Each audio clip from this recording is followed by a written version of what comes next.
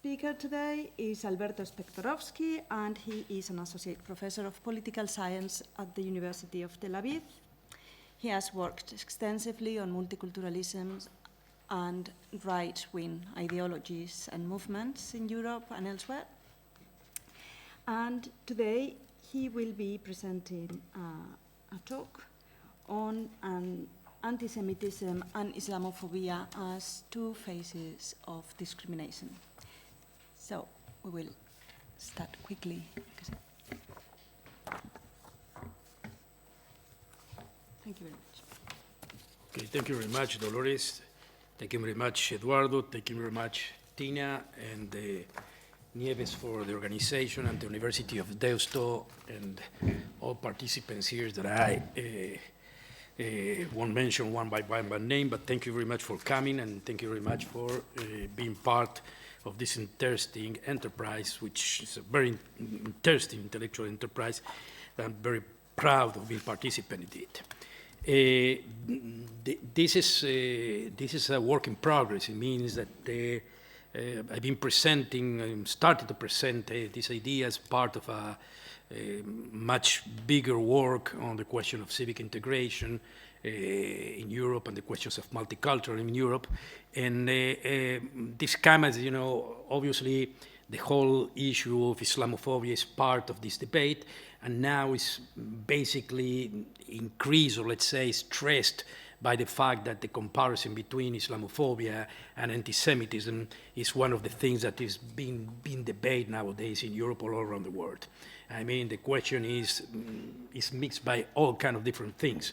It is a question of Israel on the one hand, it is a question of Muslims in Europe, it's a question of Muslims' integration in Europe vis-a-vis the integrations of Jews in Europe. That means that all those issues are in some way or another connected, and the difference are overlapping issues, but still some differences are not being manifested, and is one of the things that I want to do in this article or in this proposal is trying to make some kind of differentiations and try to figure out in which way those two concepts are overlapping, in which ways both concepts are in some way different, and in which way or somehow we can talk about different things, or, as I said, two faces of the same thing. So let me start by saying, actually, well, nobody would deny there is widespread confusion in Europe regarding both the return of the gods of anti-Semitism on the one hand, and the growth of Islamic terrorism and the ensuing spread of Islamophobia. This setting triggers questions of different types, or whether, however, the most important one is whether we are witnessing two combined forms of prejudice.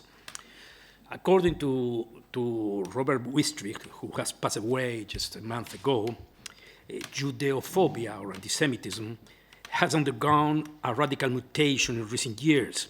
It has become the issue of the liberal left and its banishing of Israel. For this brand of people, anti-Semitism, or hatred of the Jews, is an everlasting phenomenon that, because of its consequences in the Holocaust, is not comparable to any other phenomenon or discrimination and ethnic repression. That means that for these people like Wistrich, you have to kind of differentiate between anti-Semitism and all other kind of prejudices. The result of anti-Semitism, according to those theses, is the Holocaust. And the Holocaust, if the Holocaust is related to anti-Semitism, so it's very good in some way or another, it's decent to say that anti-Semitism should be attacked and forbidden. Now the question, as Robert Wistrich tried to explain and to put forward, is that the same kind of anti-Semitism that was against the Jews in Europe during the 30s, 40s, and even nowadays, is being projected against Israel. It's a kind of discrimination against the right of Israel to defend itself, let's put it in this way. I personally disagree with that point of view. I will explain afterwards why I disagree with that point of view, but it's just to manifest and to put it clear how those people try to figure out and to project the idea of anti-Semitism vis-a-vis the Jews and vis-a-vis Israel. One of the impacts of this way of thinking is that, not in vain, the French government has recently destined 100 million euros to the struggle against anti-Semitism, and interesting, against Islamophobia altogether, okay? So in other words, the French government understands that there's a question of anti-Semitism going on right now in France, something that reminds French people about old anti-Semitism in the 30s and 40s, but at the same time, since they understand there is a question of Islamophobia too, the idea is to put some way or another things together. Different kind of scholars, very interesting scholars like Annie Jarr, Wendy Brown, Anna Norton, among others, probably Judy Butler too, claim, for instance, that the Jewish problem of the past is the Muslim problem of today. In both cases, the problem is Europe, and probably the definition of Ann Norton in a last book that has been written for Princeton University Press, I think 1 or 2 years ago, she mentions with a very clear phrase, something that I endorse, or I simply accept that, the Jewish question was fundamental for politics and philosophy in the Enlightenment. In our time, as the Enlightenment fades, the Muslim question takes its place. Very interesting point. In other words, the Jewish question was fundamental in the politics and philosophy of the Enlightenment. But nowadays, if we think that the Enlightenment is already passed away or something is being derived into different other things, then the Muslim question takes its place. So the question is, why is so? Well, here comes my argument. My main argument is that integrating the Jews into the polity was an integral part and even a justification of the Enlightenment project and its ideological configurations, liberalism, socialism, and the democratic state. At the same time, the Jew became a marker and a challenge for the enemies of the Enlightenment in all its forms. While the integration of the Jew into the polity proved the success of the emancipating role of the Enlightenment, it became a problem and an asset for anti-democratic nationalism that despised the idea of integration or assimilation of the other, because that was the assimilation of the other implied actually the success of precisely the Enlightenment project. The integration of the Jews into the polity, the Judaization of the nation implied for integral nationalists or racists implied the political and cultural decadence of the nation. In that sense, precisely, the Jew will to assimilate, integrate on the one hand, and the will of liberal nationalists, integral nationalists, to redefine the nation as contrasting the ultimate other, the Jew, served in shaping the idea of anti-liberal national socialism. Let me explain again. The Jew, and this is an interesting thing, wanted to be integrated, wanted to be assimilated. And liberal nationalists wanted to integrate the Jew because the Jew had been the ultimate other. In other words, the ones that actually despise the idea of democratic nationalism, that despise the idea of the connection of democratic nationalism with nationalism, by attacking the Jew, they were attacking the whole project of the Enlightenment. They were attacking the whole project of integration. They were attacking the whole project of something that today seems to be a very bad word, but in that time was a very excellent word, which means assimilation. In slight contrast, the integration of Muslims into the Western democratic polity today has set a challenge and became a problem not for integral nationalists, not for racists only, but especially for liberals, rather than conservative exclusionism. Paradoxically, the question of Muslim integration has contributed in enacting a type of civic confrontation in liberal political thought between liberal multiculturalists and supporters of, let's say, religion freedom on one side, and on the other side, secular democratic liberal nationalists, civic integrationists, and supporters of individual equality over religious freedom on the other. The conflict over the Muslim question and definition of Islamophobia has shaped and radicalized these two versions of liberalism. We can see it right now everywhere, but especially nowadays after the Charlie Hebdo affair, let's put it in this time. It's not the Charlie Hebdo affair, everybody is against the idea, everybody is against the idea of people being murdered because of political ideas. But if you follow up the debate in Anglo-Saxon journals, in Anglo-Saxon press, whatever, you can see paradoxically that difference of appreciation between how to treat the whole debate.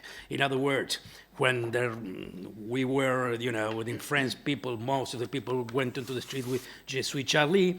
There was a debate, and there was projected that debate in different even in prizes that were supposed to be granted to Charlie Hebdo for courage or whatever, in which Anglo-Saxon, in one way or another, Anglo-Saxon journalists, writers, whatever, intellectuals, put some, breaks into the issue. We are not Charlie Hebdo. In other words, people shouldn't be executed for ideas, but at the same time, we cannot accept that Charlie Hebdo is representative of something that we define as an attack against a minority or, somewhere or another, an insult against a minority, which is not the right thing to, put things, in terms of a liberal personality or whatever. That's more or less a debate. In other words, if I put this in an extreme way, I could say that some liberals in France would say, we are surprised of this kind of reaction. And liberals in the United States would say, we are surprised of French liberals. I mean, I don't want to make a cutting, something very radicalized, obviously, that are very pro-Anglo-Saxon liberals in France, and there are some kind of, of Republicans in the United States too. But basically, in order to make this differentiation a little bit, clear, to put it in clear, let me put it in this way. Obviously, with all kind of, overlappings and things like that. But let me put it in this way. One version puts attention in culture and religion for the shaping of the individual, puts it, Chemica, okay? The master of multiculturalism would say, Chemica, Charles Taylor, or whoever, that from a liberal perspective would say, okay, if you want to have a liberal perspective, you have to take for granted culture as an integral part of the individual. Without that, I mean, you cannot consider you cannot consider that an autonomic person could become as such if we don't pay attention to the culture, the personal culture of the person, which is religious or whatever, okay? They accept in certain ways group rights and propose to shift from tolerating the other, which is very liberal, tolerating the other, to recognition of the other, which is a shift, a very important shift. I mean, it's a shift that not everybody wanted to do. I mean, not everybody wanted, so far to drift from, being tolerant towards the other. That is, it's very clear in liberal toleration from Locke, Mill, up. That too have to recognize the other as similar to you or you have the same value. This is a very different thing, which multicultural thinkers think that this is the right way to approach the issue of culture. The other version, which I suggest is gaining hegemony again in Europe, is the principal one, the liberal principal one. Even I would call it an ethnocentric one. If the first version is represented roughly by Chemica, Alan Patten, Iris Young, the later, roughly, although not very, I mean, these people didn't mention nationalism. People like Brian Berry, people like Russell Harding. They don't talk about nationalism. They don't talk about majority over minority. But in some way or another, they give way to that. I mean, they accept, if you don't call it nationalism, they kind of accept that there can be a majority culture. They can accept that liberals and majority culture can fit together. And in some way or another, they wouldn't say we are in favor of assimilationism, but they will, in some way or another, accept some kind of integrating different cultures into a dominant culture. I would say, if you push me forward, that in some way or another, Chemica also, even if he's a multiculturalist, he endorses that thing.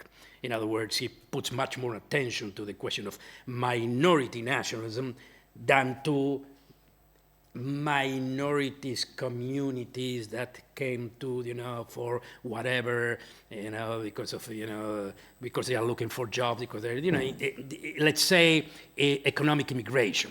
Those people that conform some kind of communities, if Will Kimika had to put what are the rights of one or the other, he would simply say that the rights of national minorities are more important, just to put it in a strong way, more important than the rights of immigrant minorities, okay? Even if he wouldn't want to push that forward, but it's more or less the idea he has in mind, okay? Some people like Alan Patten, for instance, would deny the issue of Kimika, but he would say something, okay, the liberal state has to provide the right to self-determination also to these kind of communities. In other words, the question of culture is a question of self-determination. Okay, so he wouldn't agree with Kimika that the question of culture is very important for the individual, but it's very important to the liberal state should keep some kind of real neutrality in order to provide all their citizens or all the people around to develop their own culture. In one way or another, both Kimika, both Alan Patten, most of these people that will, find out their understanding of liberalism from multiculturalism to pluralist liberalism, they would argue that actually what's happening now in Europe is kind of, some kind of discrimination or racism or whatever. In other words, they would agree in some way or another with the claim that Charlie Hebdo is an exaggeration. It shouldn't be something like that because Charlie Hebdo, what suppose he was doing is some kind of insulting a minority because of their beliefs. That's the point. So everybody would disagree, obviously, with the question of terrorism. Everybody would disagree that, you have to treat those people with violence. But at the same time, I shouldn't give a prize to them. That's more or less the argument. And as I said, other people would say, well, no, come on, this is something different. You have to, whether I approve or not, I encourage the way, that the free speech could be projected even in these cases. And, well, you know all the argumentation in favor of Charlie Hebdo in the sense that the ones that, that advocate their labor, their way of doing things, they would say, well, they are, against all religions. They are against also the radical right. They're against, liberal politicians. So who cares if they are against also, or they're drawing things about Muhammad or whatever. So that's more or less the idea, and we will try to explain forward how it's working out. But the question, again, if we go back to a little bit of history, the question is, at the very beginning, the 30s, 20s, even before that, why the Jews? Well, from integral nationalists, or kind of racist nationalists like Maurice Barrès in France or William Marr in Germany, even to socialists, if you take, very racist guys and very, socialist guys like Karl Marx, for all of them, there was a problem with the Jews. I mean, it's not something that, some people were Philo-Semites and the other were anti-Semites. For all of them, there was a problem with the Jews. What the hell? What's the problem with the Jews? From that perspective, it is correct to assume the thesis defended by Wendy Brown, or even by David Nirenberg, that anti-Judaism contributed Westerners to make sense of the world. Jews were actually the ultimate other for Western civilization. The bad manners of Jews, whatever it means, were stressed by liberal conservatives as Edmund Burke, by socialists as Marx, and social Darwinists as William Marr, as well as by nationalists like I mentioned Maurice Barrès. Let me add something more that is even more striking. Even for Zionists, Jewish nationalism, the manners of the Jews and the behavior of Jews were a problem, and they were scorned. Let me add something more. Even for assimilated Jews in France, Jews coming from Poland were portrayed with scorn. I mean, don't get close to me. You are too Jewish. Okay? Now comes, how do we deal with the problem? After we pose the problem as a problem, so-called, then how do we deal with the problem? We have cultural nationalists like harder. And he says something that, okay, Jews could be integrated in society, in German society, if they accept and become part of Christian German society. This is kind of inquisition. In other words, Jews should become or either Christian or adopt some kind of whatever it means, Christian German manners or whatever. But here, okay, let me put harder aside. Let's take a perspective of very liberal perspective of integration in the United States.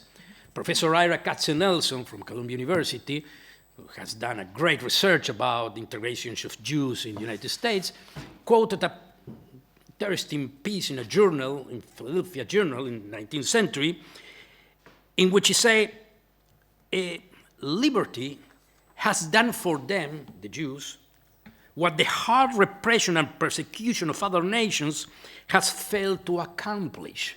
Interesting, what does he mean? That in order to transform the Jew into non-Jew, just give them liberty. And that's exactly what the Enlightenment proposed. What's the idea? That the Jews should become something like everybody.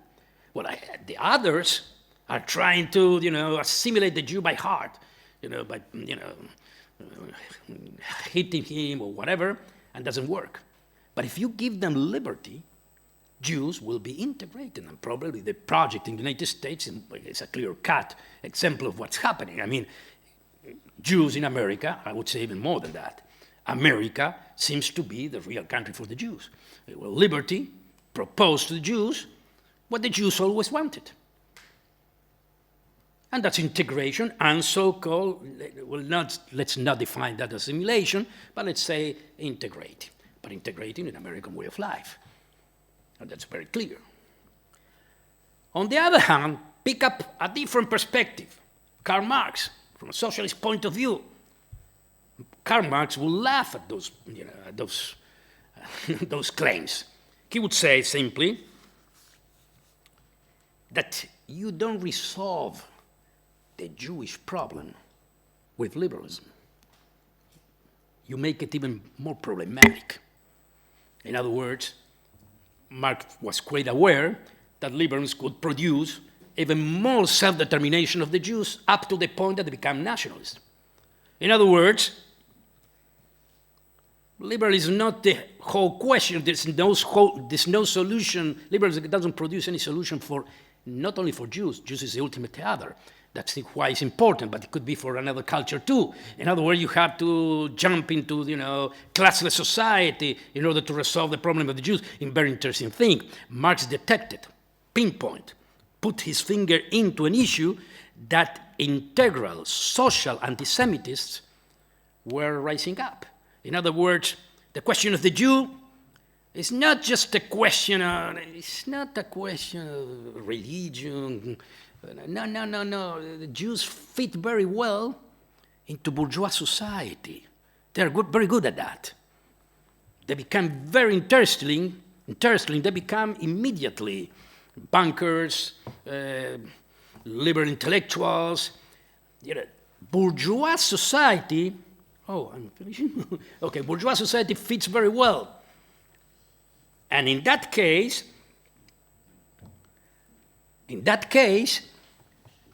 the question was, okay, if they fit bourgeois society, that means that if I want to resolve the problem of the Jews, let's take away bourgeois society. Let's bring it out. Go for socialism. Probably Marx didn't understand that Jews not only became very good in bourgeois society, they became very good in attacking bourgeois society because it became very much involved into communist socialist movements.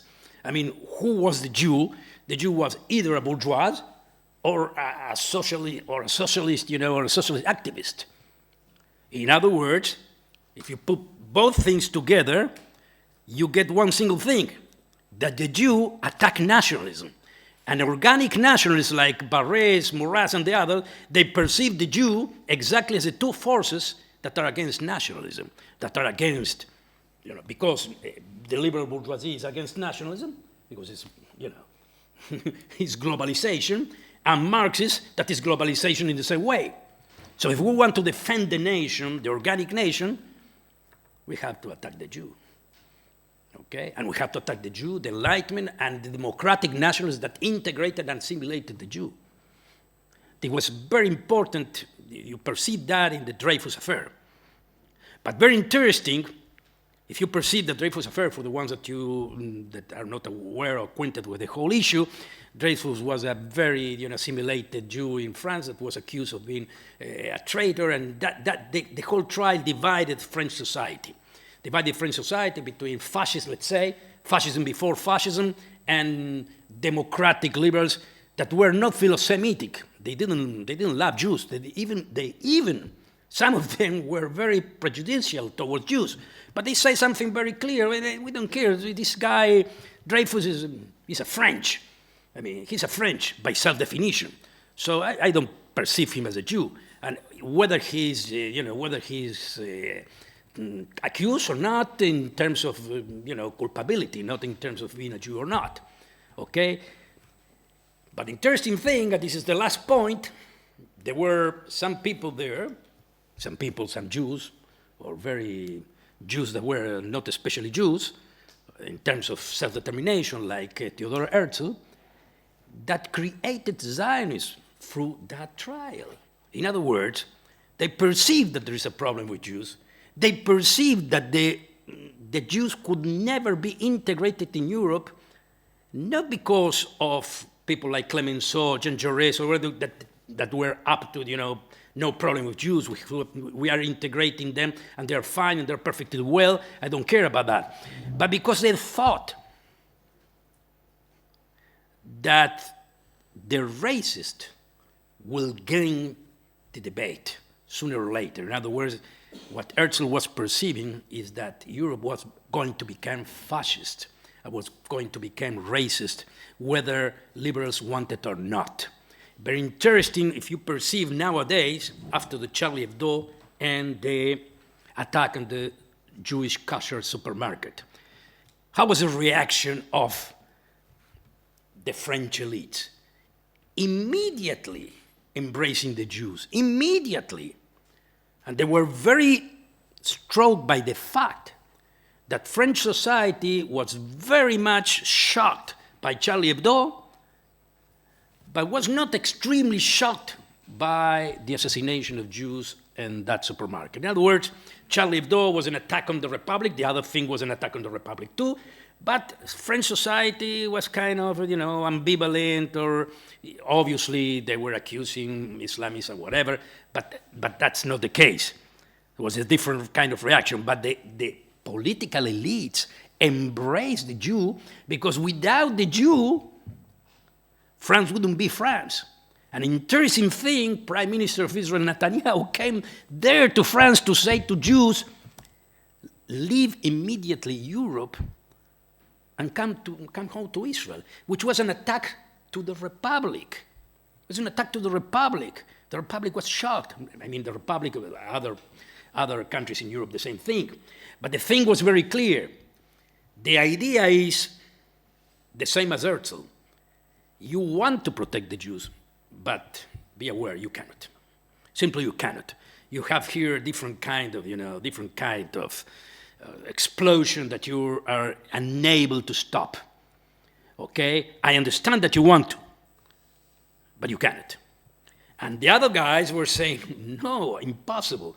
We have to stop it, and we will, which means, and this is the second part that I am not entering because, have no time, because it's part of the development, it means that if I want to protect the Jews, I have to tackle Muslims.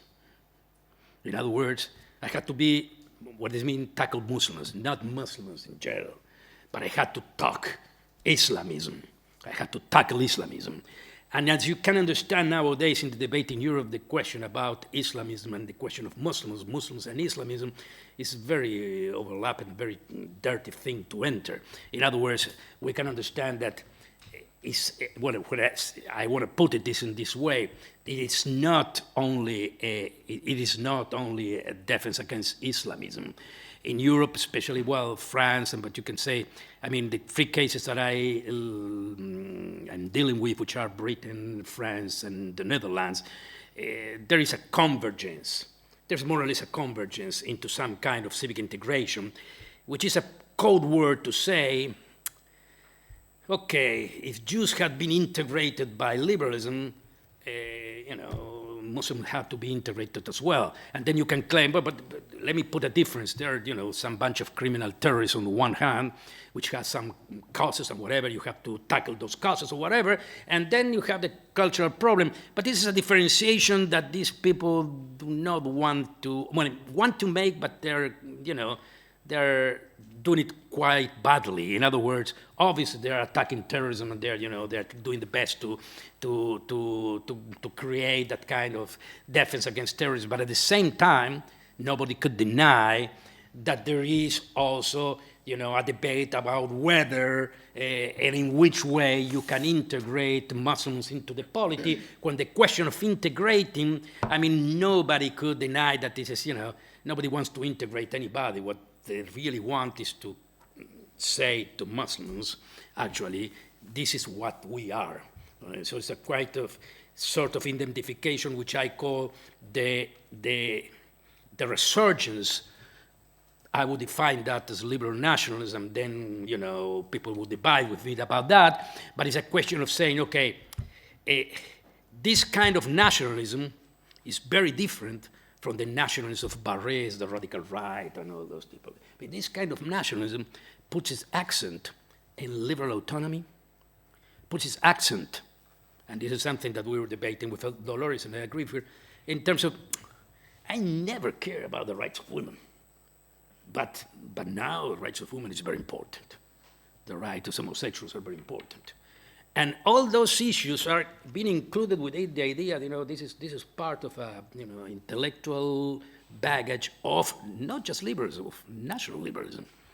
Okay, the best way to define it was probably Jacques Straw during something 5 years ago, if you remember that phrase, famous.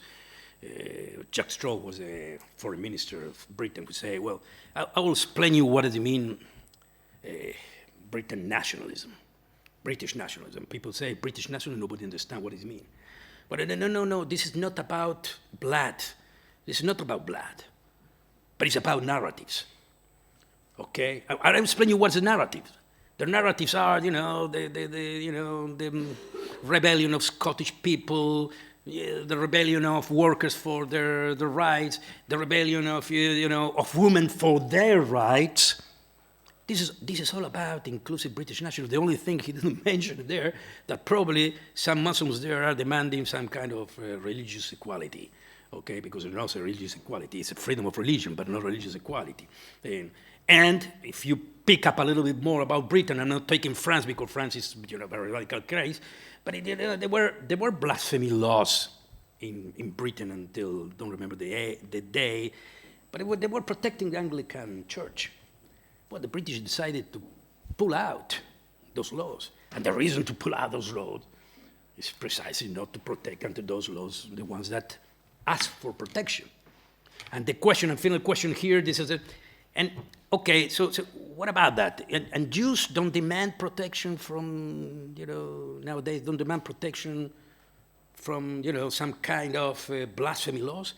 Why Jews don't demand blasphemy laws? Just Muslims demand that. But Jews don't demand blasphemy laws because they don't care about that. Absolutely. The Jews are portrayed as an ethnic group. The question of anti-Judaism is a question of racism. And the question of Muslims is a question of debate about religion. That's how it's portrayed even in Britain. And I think that this is going to be portrayed all around Europe. In other words, okay, no, if you, let me put it this way, and with this I'd finish.